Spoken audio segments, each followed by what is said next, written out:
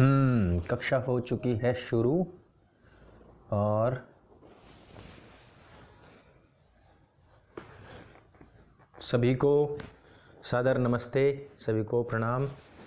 और आज की हमारी मनुस्मृति जो कक्षा है वो आरंभ होने वाली है। आज का पार्ट है 14 मनुस्मृति भाग 14, 14वां नंबर है। नमस्ते नमस्ते नमस्ते सभी को।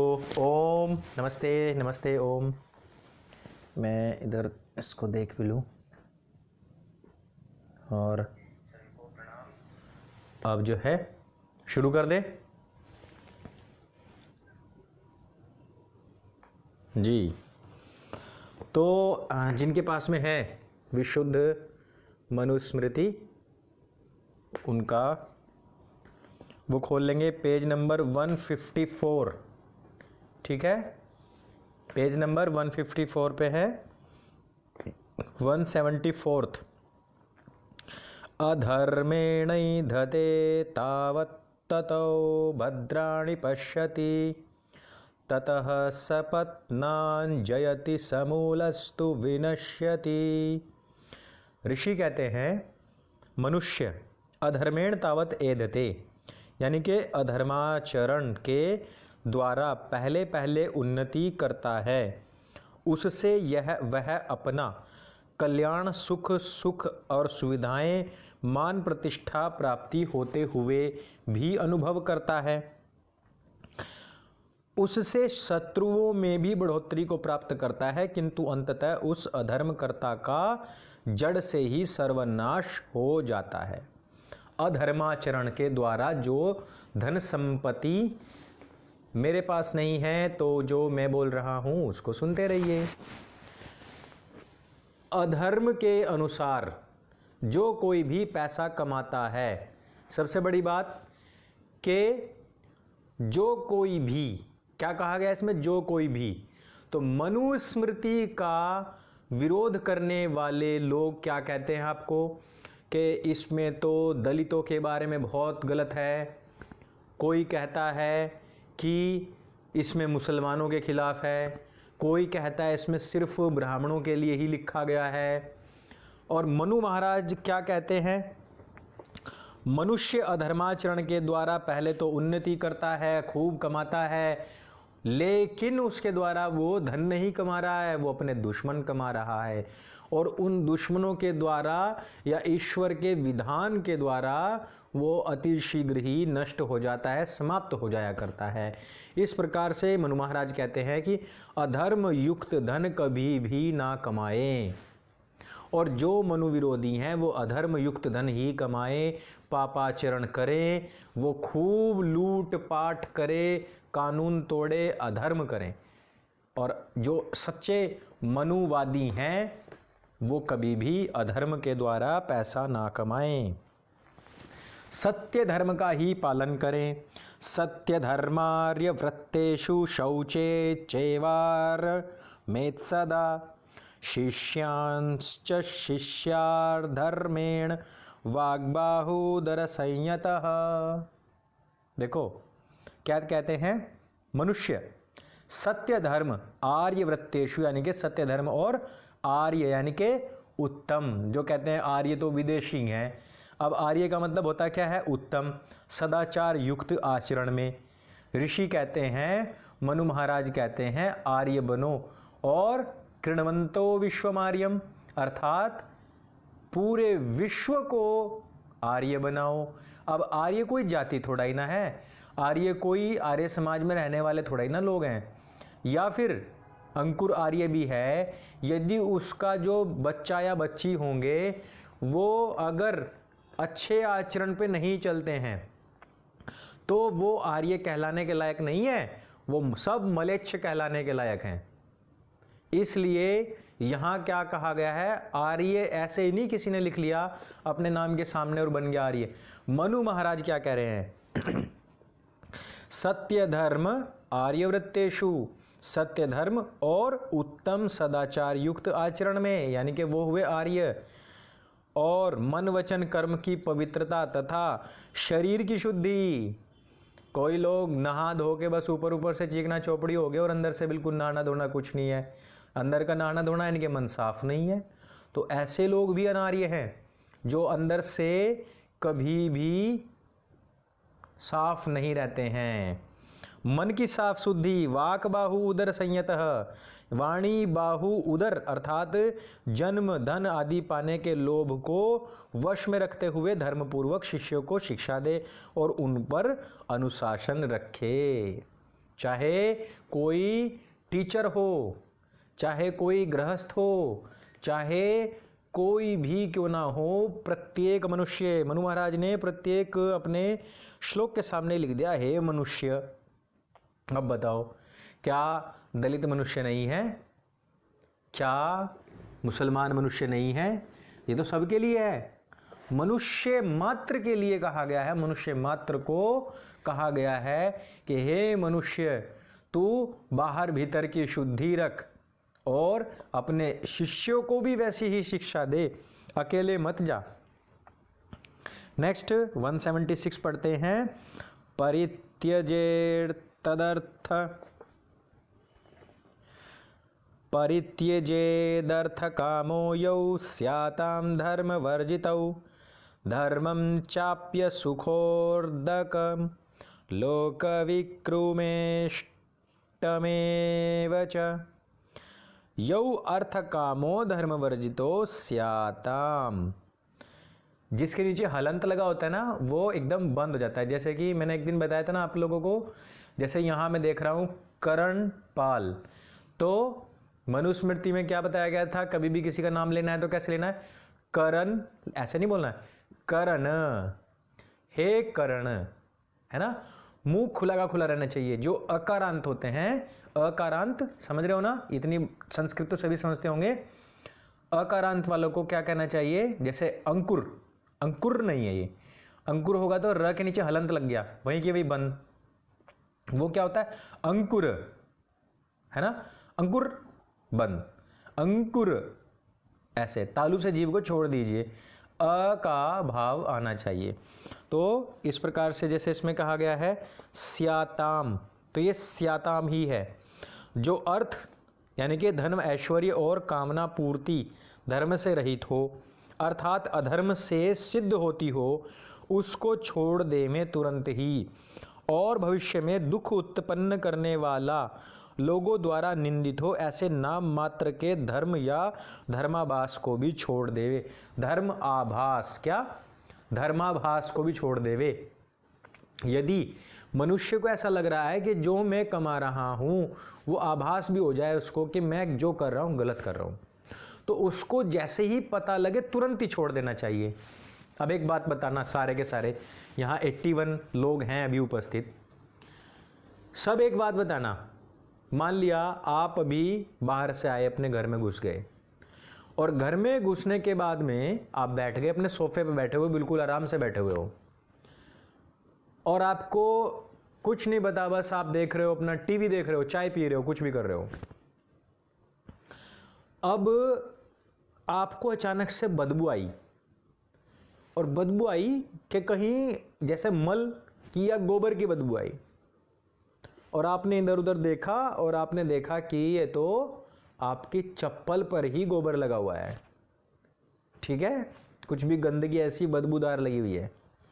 तो आप क्या करते हो, उस चप्पल को लेके बैठे रहते हो क्या अपने घर में, या तुरंत भागोगे, तुरंत भागोगे और जहां जहां वो पैर रखा गया उस फर्श को भी फटाफट फटाफट साफ कर दोगे, और उस चप्पल को भी तुरंत धो के साफ कर दोगे।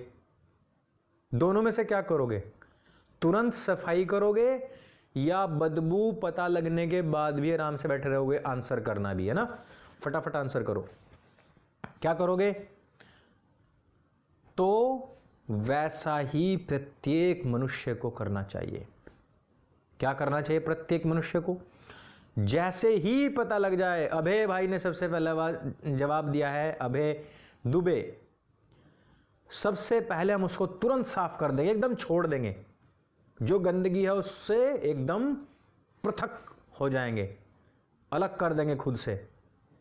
लेकिन मनुष्य को जब ये पता लग जाता है कि हम गलत कर रहे हैं और हमारे मन में भी गलत गलत विचार आ रहे हैं, लेकिन फिर भी क्या करते हैं, हम उस बदबू का मजा लेते रहते हैं। मतलब पता है कि दिमाग के अंदर गलत विचार चल रहा है, बदबूदार विचार चल रहे हैं, फिर भी हम मन की सफाई नहीं करते। ऐसा क्यों करते हैं हम? क्योंकि हमको जो मन की जो गंदगी है वो दिखाई नहीं दे रही होती है ना?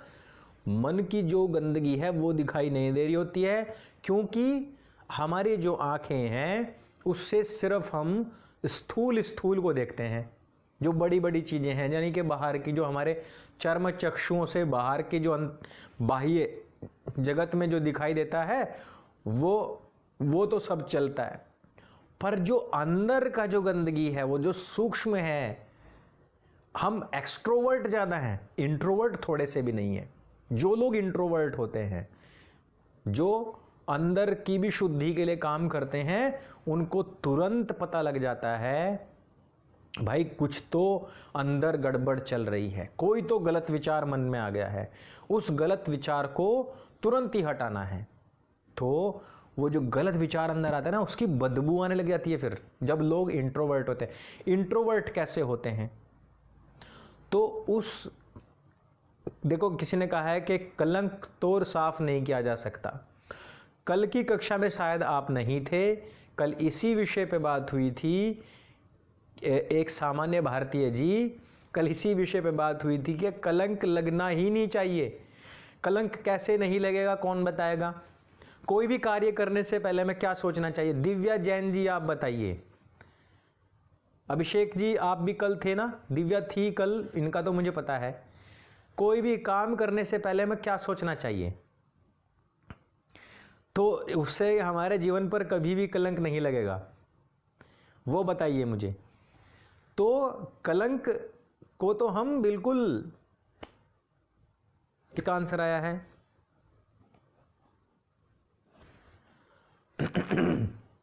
इसका आंसर ले लेते हैं हम पहले, परीक्षा भी होनी चाहिए ना आपकी बीच बीच में।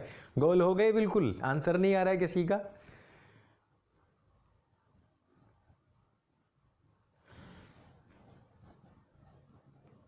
चलो मैं बताऊं क्या करना चाहिए हमें। हाँ देखा, अब गोल हो गए सारे के सारे। घर वालों को बता सकते हैं क्या या नहीं, किसको हानि ना हो, भाई शंका लज्जा हो। ये किसने जवाब दिया है? गजानंद कुमार जी ने। भय शंका लज्जा हो तो उस कार्य को कभी नहीं करना चाहिए। एक मिनट हो तो वो कार्य ना करें। गजानंद जी एकदम पास, बिल्कुल सटीक जवाब दिया है कि यदि कोई कार्य करने में भय लज्जा शंका हो और हम उसको समाज में ना बता सके, वैसा कार्य नहीं करना चाहिए। अब कलंक कहाँ लगता है? कलंक इन्हीं कार्यों में तो लगता है। कलंक के ऊपर आ जाते हैं, कलंक उन्हीं कार्यों में लगता है। कलंक लगाने वाला कौन है? चलो, कलंक लगाने वाला समाज है। अब समाज में ही आप वो बात बता नहीं सकते। मान लिया कलंक की बात कर लेते हैं, आपको कोई ऐसा कार्य करना है जिसका आपको पता लग गया कि समाज में फिर जूते ही खाने पड़ेंगे उसके बदले, तो मत करो। बस यही तो कहा गया है ना? तो इस वजह से ध्यान से सुना करो, मैं बीच बीच में पूछ लूंगा। तो गजानंद जी के लिए बिल्कुल, उनके लिए तालियां हों। अब आगे बढ़ते हैं।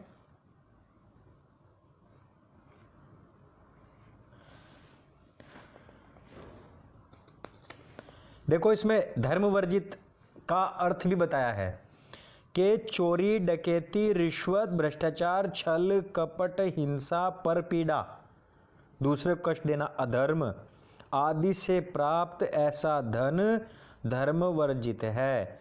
और धर्म वर्जित काम अति विषयासक्ति पर स्त्री गमन बाल्यकाल में विवाह करना पर्व दिनों में या ऋतुकाल के बिना स्त्री समागम करना भी धर्म वर्जित काम है।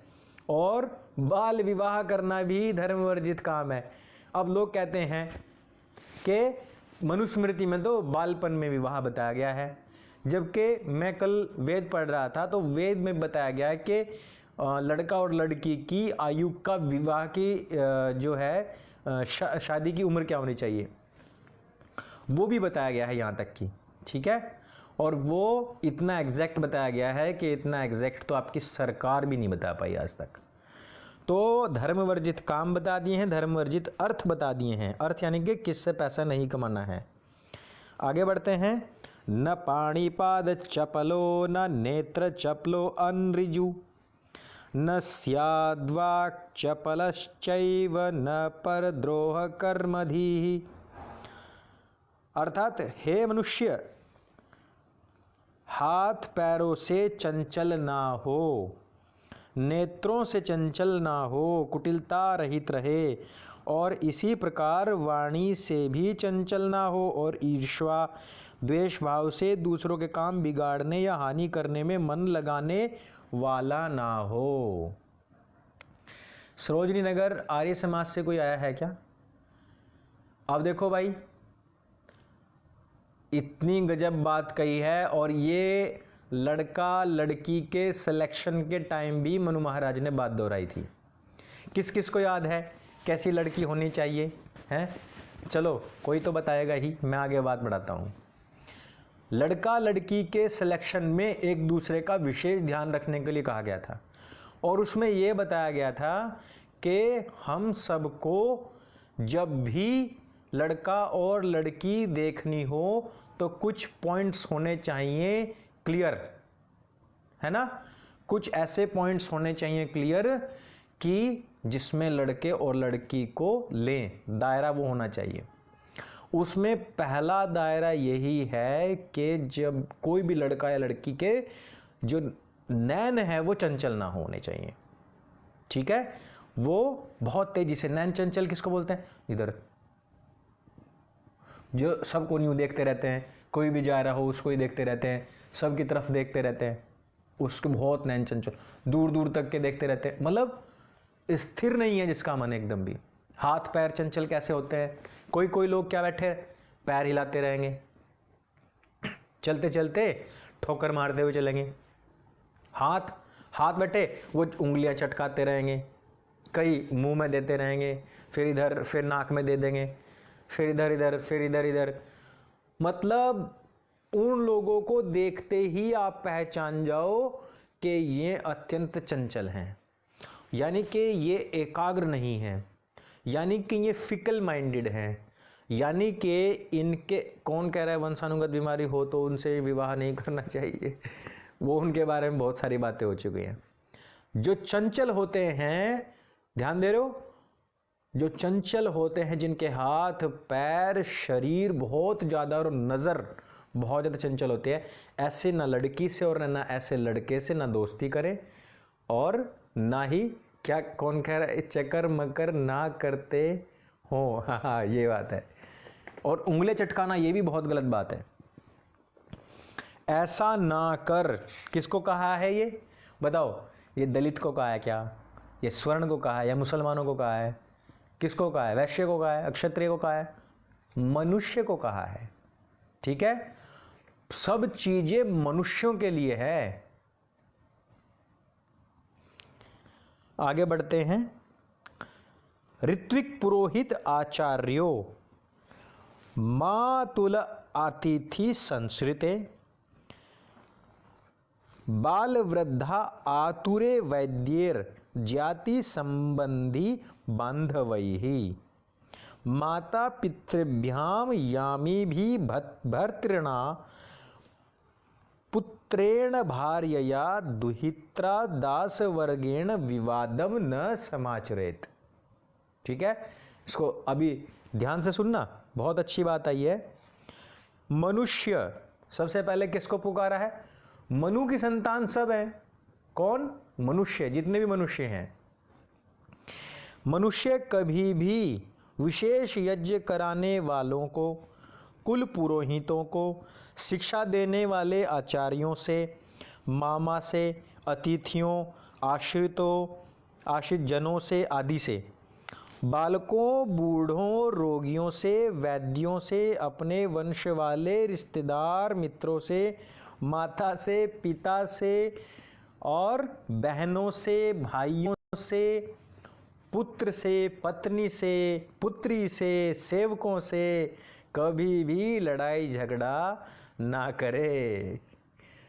सारा ध्यान हो गया, याद हो गया? अपने सब रिश्तेदारों से, ऋत्विक से, पढ़ाने वाले से, पुरोहित से। लास्ट में सुनो क्या कहा है, पुत्री से और सेवकों से भी कभी झगड़ा ना करें। अब जो जिनको शूद्र कहा जाता था वे कौन होते थे? वे सेवक होते थे। अब यहाँ क्या कहा गया है, सेवक से कभी भी झगड़ा ना करें। और कल हमने क्या बताया था, कौन बताएगा, कि दंडा ना उठाए, किन दो के अलावा किसी के ऊपर भी दंडा ना उठाए। दंडा किसको कहते हैं? दंड देने के लिए जो स्टिक होती है, जिसको हम डंडा बोलते हैं, टीचर का, मास्टर का डंडा ना। किन दो के अलावा किसी पर भी ना उठाए। और ये क्या कहते हैं कि हम तो जी दलित थे, हम तो शूद्र थे। मनु महाराज ने तो पहले, मनु महाराज तो कहते ही नहीं है, मनु ने तो पहले ही कह रखा था कि ये शूद्रों को खूब मारो, उनको खूब पीटो। ऐसी बातें बताई जाती है ना। तो ऐसे में ये कहा गया है, हाँ, ये किसने जवाब दिया है? शर्मिला बनर्जी जी, बहुत बढ़िया।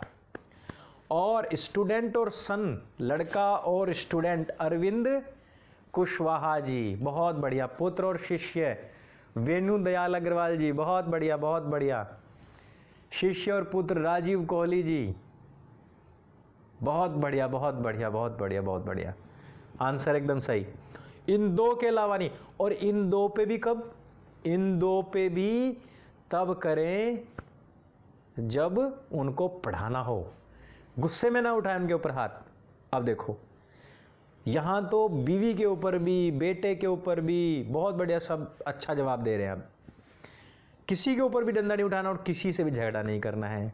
और बदनाम कैसे किया जाता है मनु महाराज को? दोस्तों, सागर जी बहुत बढ़िया। दोस्तों, ये अब ये समझ रहे होंगे ना, आपको थोड़ा थोड़ा समझ में आ रहा होगा कि कितना बड़ा षड्यंत्र चल रहा है हमारे खिलाफ, है ना। और हमारा हिंदू समाज सोया हुआ है। ये सबसे बड़ी विडंबना मैं कहूँगा कि हमारे इस चैनल के ऊपर भी 16,000 सब्सक्राइबर्स हैं और इस कक्षा को देखने के लिए केवल आधे घंटे कक्षा है, आधे घंटे कक्षा है। और इसमें 23 घंटे 30 मिनट आपके हैं। आपने कुछ नहीं करना होता है और तब भी पूरे 100 लोग यहाँ पर बैठे हुए नहीं हैं। तो हमने अपनी मौत को खुद बुलाया है। जैसे राणा सांगा ने कभी के ज़माने में बाबर को इनवाइट किया था, अपनी मौत खुद बुलाई थी। फिर ये उससे भी पहले चलो जयचंद, तो जयचंद ने गौरी को खुद इनवाइट किया था। तो खुद ही अपनी मौत बुलाता है हिंदू। लोगों को ये समझ नहीं आता है कि हमारी मनुस्मृति के खिलाफ कॉन्स्पिरेसी चला चला के आज हमारे हिंदुत्व को इतना ज़्यादा बदनाम कर दिया गया है कि आज विनष्ट प्राय है। हमारे दलित भाई खुद हमारे खिलाफ हो गए हैं। मुसलमान आज हम पर हावी हो चुके हैं क्योंकि हम अपने धर्म को ही ढंग से नहीं जानते हैं। और ऐसे में आप ये सोच के देखो कि मैं सच बता रहा हूँ, आज किसी मुसलमान ने कमेंट किया, मैं ये बात मुझे बतानी बहुत ज़रूरी है क्योंकि आप लोग मेरे आत्मीय हो, आप मेरा परिवार हो, तो आप लोगों से ये बात मुझे शेयर करनी बहुत ज़रूरी है। आज एक मुसलमान ने कमेंट किया जिससे मैं बहुत आघात मुझे पहुंचा कि उसने कहा, अंकुर तू चाहे वेदों के बारे में कितना ही बता ले, मैंने वेदों के ऊपर जो वेद में विज्ञान करके 3-4 वीडियो बनाए हैं उनके व्यूज़ नहीं बढ़े, मतलब लोगों ने देखे नहीं, व्यूज़ बढ़े कहाँ से। तो मुसलमानों ने मुझे क्या कहा सीधे कि चाहे तुम कितना ही ज्ञान फैल लो, ये हिंदू हैं, ये तुमको देखने वाले नहीं हैं, ये बिल्कुल भी तुमको क्या सीरियस लेने वाले नहीं हैं, तुम मुसलमानों की बुराई करो तो ये सारे के सारे देख लेंगे। क्योंकि वहाँ निंदा रस मिलता है। तो निंदा रस तो किसी का भी देख लेगा हिंदू, लेकिन हिंदू कभी भी अपने वेदों को जानने की कोशिश नहीं करेगा, तुम चाहे कितने ही मत्था पीट लो। और इसी तरीके से फिर वो जो ढक्कन है, ढक्कन ने भी कई बार इस बात को कहा है कि इनके व्यूज़ जो हैं वो केवल इस्लाम की बुराई पे आते हैं, वेदों के ऊपर इनके कोई व्यूज़ नहीं आते हैं। तो ये किसी ने लिखा है ब्रेकिंग इंडिया बुक का रिव्यू। भाई मेरे, ब्रेकिंग इंडिया तो हम कर रहे हैं, ब्रेकिंग इंडिया हम कर रहे हैं, हम अपने हाथ से देश को तोड़ रहे हैं। ना किसी वामपंथी में दम है, ना किसी मुसलमान में दम है, सबसे ज़्यादा हम हैं यहाँ। अरे ये तो हमारे ऊपर लानत है यार, 80% होकर के और हम रोएं कि ब्रेकिंग इंडिया हो गई। मतलब 4 आदमी नहीं है पूरी धरती के ऊपर, पूरे भारत की धरती के ऊपर 4 आदमी नहीं है वामपंथी, और हम सिर्फ ये रोने रोने में लगे हुए हैं कि ब्रेकिंग इंडिया हो गई। ऐसा नहीं है। इसलिए आप लोगों को भी ये इनिशिएटिव लेना पड़ेगा। मैंने कल भी कहा था, अभी मुझे आंसर करके जाएंगे सबके सब, कितने लोगों ने अपने सब कॉन्टैक्ट्स को और ग्रुप्स को चिन्हित कर लिया है और ब्रॉडकास्ट बनाए हैं, जिसमें वो सभी, मैं ये नहीं कहता कि सारी वीडियोस, लेकिन जितनी वेद पर विज्ञान और महापुरुषों की नज़र में इस्लाम वीडियो आए, उनको सब तक पहुंचाना आप लोगों का कार्य होना चाहिए। ये तो हमारे लिए डूब मरने की बात है कि हम वेद पर, विज्ञान पर, पुस्तक पर, उनके ज्ञान पर हम ला करके वीडियो बनाएंगे और वो वीडियोस जन जन तक नहीं पहुंचती हैं। एक मुसलमान, नहीं कष्ट होता है, दुख क्यों ना हो भाई अभिषेक जी, दुख होता है। मैं ये नहीं कहता कि आप सारी चीज़ें वो करो, मैं सिर्फ इतना कहता हूँ वेद पर विज्ञान जो नामक वीडियोस हैं उनको जन जन तक पहुंचाना आपका बनता है, नहीं कि बनता है कर्तव्य। सब ब्रॉडकास्ट बनाएं और ग्रुप्स में भेजें उनको, ज्यों के त्यों, ठीक है। खैर आगे बढ़ते हैं, क्योंकि ये बहुत दुख देती है मुझे बात, फिर मैं आपके सामने तो कह देता हूँ, फिर मैं ऐसे कह भी नहीं पाता हूँ। चलिए आगे बढ़ते हैं। 186 प्रतिग्रह समर्थो अपि प्रसंगम तत्र वर्जयेत् प्रतिग्रहेण हास्याशु ब्रह्म तेज प्रश्याम्यति। कहा है कि ब्राह्मण दान लेने का अधिकारी होते हुए भी दान प्राप्ति में आसक्ति भाव तथा उससे धन संग्रह की प्रवृत्ति को छोड़ देवे, क्योंकि दान लेने में आसक्ति रहने से अर्थात लोभ लालच की प्रवृत्ति होने से ब्राह्मण का जो तेज है, गौरव है, स्वाभिमान है, वो स्वतः ही नष्ट हो जाता है। समझे? जो ब्राह्मण है, जो आपका पुरोहित है, वो कभी भी मन से ये भाव ना रखे कि मुझे इतना पैसा मिलना चाहिए और उतना पैसा मिलना चाहिए। हाँ ठीक है वो अधिकारी है, लेकिन कभी भी ऐसा ना सोच के चले कि मैं यहाँ से इतने पैसे ले लूँगा और फिर ये इतने अर्जित कर लूँगा, इतने का संचय कर लूँगा, इतने का ये कर लूँगा, इतने का वो कर लूँगा। ऐसा मन में भी ना सोचे ब्राह्मण। अब बताओ, मनु विरोधियों का यही तो प्रोपेगेंडा समझ नहीं आता है कि एक तरफ तो कहते हैं कि जो अब तक राज करता आया है ब्राह्मण, सब कुछ ब्राह्मण ने हमारा लूट लिया, और दूसरी तरफ कहता है कि ब्राह्मण तू भिखारी है, तू किसकी भीख पर जिंदा है, तू किसकी भीख पर जिंदा है। और इनका पूजना पाठ करना ये सब छोड़ दो, ब्राह्मण भूख से अपने आप ही मर जाएगा। ये डबल स्टैंडर्ड मुझे कभी समझ नहीं आया। एक तरफ तो ब्राह्मण ने राज किया है और दूसरी तरफ ब्राह्मण भिखारी है, ब्राह्मण भूखा है, ब्राह्मण नंगा है। तो भाई कहीं तो स्टिल रहो। तो तथा कथित दलितों ने और मनु विरोधियों ने दोगलेपन में मुसलमानों को भी पीछे छोड़ रखा है। इन तथाकथित जितने भी अटरम सटरम और ढक्कन बने पड़े हैं ना विद्वान, इनको भी पीछे छोड़ रखा है। 187 पर बढ़ते हैं। न द्रव्याणाम विज्ञाय विधिम धर्मम प्रतिग्रहे प्राज्यः प्रतिग्रहम कुर्याद वसीदन्नपि क्षुधा। अर्थात बुद्धिमान ब्राह्मण को चाहिए कि द्रव्यों के दान लेने में धर्मानुसार विधि को बिना विचारे भूख से पीड़ित होता हुआ भी दान ग्रहण ना करे। भूखा मर जाएगा ब्राह्मण, लेकिन कभी भी अधर्म युक्त और बिना विधि किए दान ना ले। भूखा मर जाए पर दान ना ले, ऐसा ब्राह्मण। ब्राह्मण के तो कई स्वरूप हैं। ब्राह्मणों के मतलब आप ये देखो, इस पूरी भारतीय संस्कृति और वैदिक संस्कृति को बचाने के पीछे यदि सबसे बड़ा हाथ है तो ब्राह्मणों का है। चाहे उन्होंने आज की तारीख में वो लूट भी रहे हैं, सारे काम कर रहे हैं, लेकिन इस स्थिति तक पहुंचने में उनको पिछले 1000 साल से ज़्यादा लगे हैं। और वो 1000 साल दोस्तों, जब इस भारत देश में जनेऊ जिसके गले में रहा, यज्ञोपवीत जिसके गले में रहा, उसकी गर्दन उतार दी गई।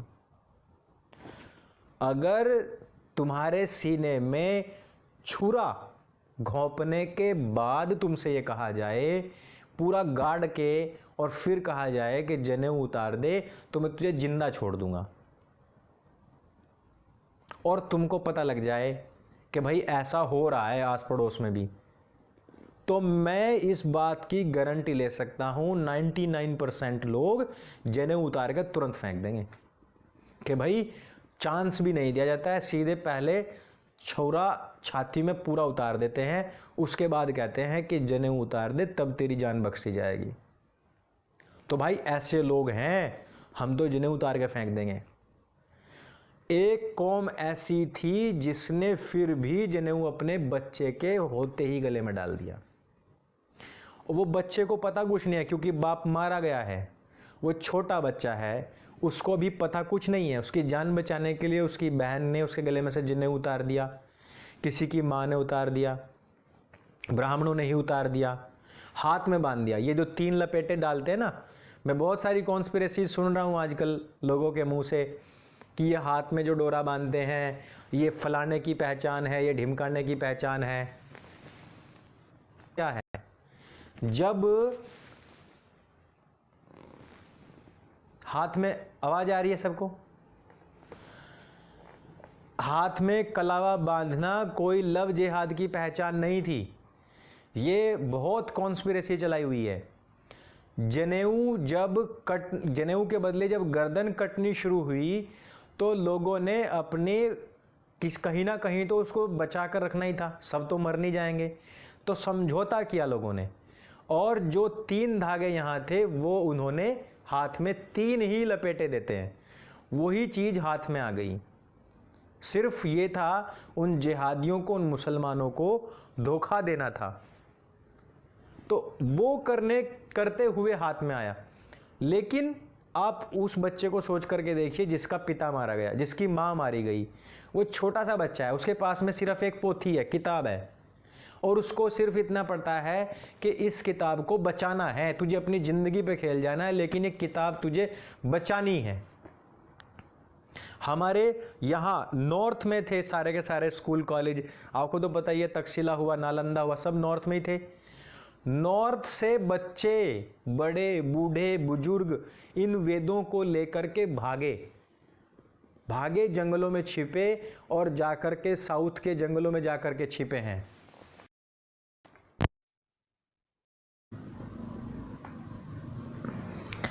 तो साउथ में जाकर के छिपे लोग, और वहां जाकर के हमारे वेद बच पाए, वहां जाकर के हमारे वेद बचे हैं। आपको पता है? हाँ, वीडियो रुक गई थी, वो किसी का बदतमीज इंसान का फोन आ गया बीच में यार, तो हमारे तब जाकर के हमारा संस्कृति बची है। समझ रहे हो आप? साउथ में जिनको आज द्रविड़ कहा जाता है कि वो द्रविडियन है, अब ये बताओ कि अगर वो द्रविडियन है और वो उसके वेदों के खिलाफ गए, तो वेदों के खिलाफ जाकर के वो आज की तारीख में सबसे ज्यादा वेद सुरक्षित वहीं पर क्यों है? बताओ आप ही। सबसे ज्यादा अगर आप देखोगे और हमारे जो नॉर्थ के गोत्र हैं वो आपको अब साउथ में मिलेंगे, है ना। तो इस वजह से फोन आ 10 बजे पहले फोन मत लेना।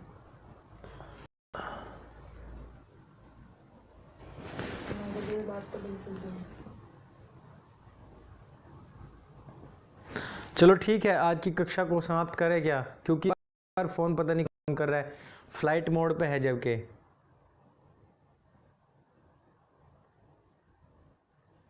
अच्छा वीडियो चल गया, ठीक है। आगे बढ़ते हैं। न वार्यपि प्रच्छदे तु वैडाल वृत्ति के द्विजे, न बक्वृत्ति के विप्रे नावेदमिति धर्मविद।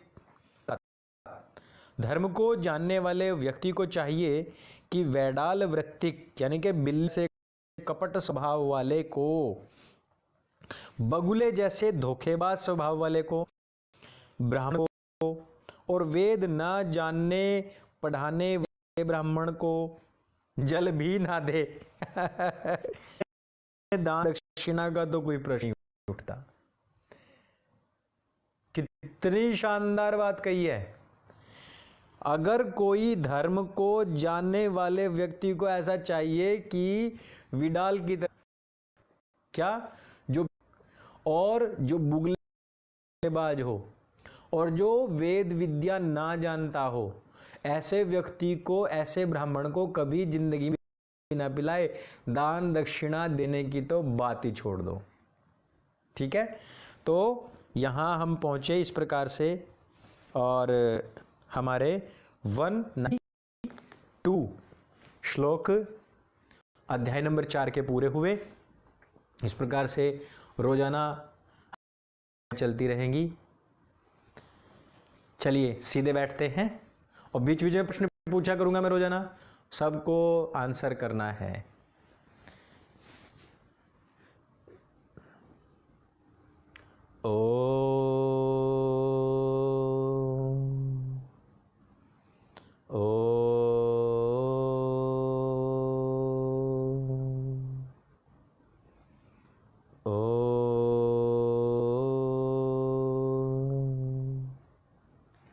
ओम नमस्ते, सभी को शुभ रात्रि।